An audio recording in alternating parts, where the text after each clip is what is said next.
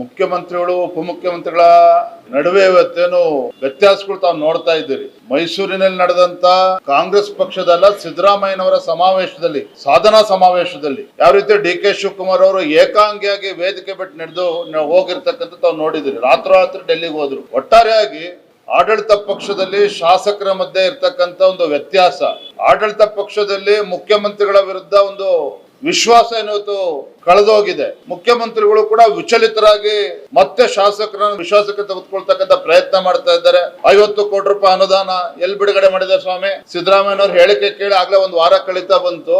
ಇವತ್ತು ಕೂಡ 50 ಕೋಟಿ ರೂಪಾಯಿ ಎಲ್ಲೂ ಕೂಡ ಯಾವುದೇ ಆಡಳಿತ ಪಕ್ಷ ಶಾಸಕರಿಗೆ 50 ಕೋಟಿ ರಿಲೀಸ್ ಆಗಿಲ್ಲ. ಇನ್ನು ವಿರೋಧ ಪಕ್ಷದವರಿಗೆ 25 ಕೋಟಿ ಅಂತೇಳಿ ಊಹಾಪೋಹಗಳು, ಅದು ಕೂಡ ಯಾರಿಗೂ ಕೂಡ ಕೊಟ್ಟಿಲ್ಲ. ಒಟ್ಟಾರೆಯಾಗಿ ಮುಂದಿನ ದೀಪಾವಳಿ ಧಮಾಕ ಕರ್ನಾಟಕದಲ್ಲಿ ಆಗ್ತಕ್ಕಂಥದ್ದು ಸತ್ಯ. ನಾವು ಬಹಳ ದಿನಗಳಿಂದ ಹೇಳ್ತಾ ಇದ್ದೇವೆ, ನೀವು ಬಿಜೆಪಿ ಕೆಲಸ ಇಲ್ಲ ಅಂತ ನಿಮ್ಗೆ ಅನ್ನಿಸ್ಬೋದು ಮಾಧ್ಯಮದ ಸ್ನೇಹಿತರಿಗೆ. ಆದ್ರೆ ಶಾಸಕರು ಮಾತನಾಡ್ತಾ ಇರ್ತಕ್ಕಂಥದ್ದು, ವಿಧಾನಸೌಧದ ಮೊಗಸಾಲೆಗಳಲ್ಲಿ ಏನ್ ಬರ್ತಾ ಇರ್ತಕ್ಕಂಥ ವಿಚಾರಗಳು ನೋಡಿದ್ರೆ ಕಾಂಗ್ರೆಸ್ ಪಕ್ಷದಲ್ಲಿ ಎಲ್ಲವೂ ಕೂಡ ಸರಿ ಇಲ್ಲ.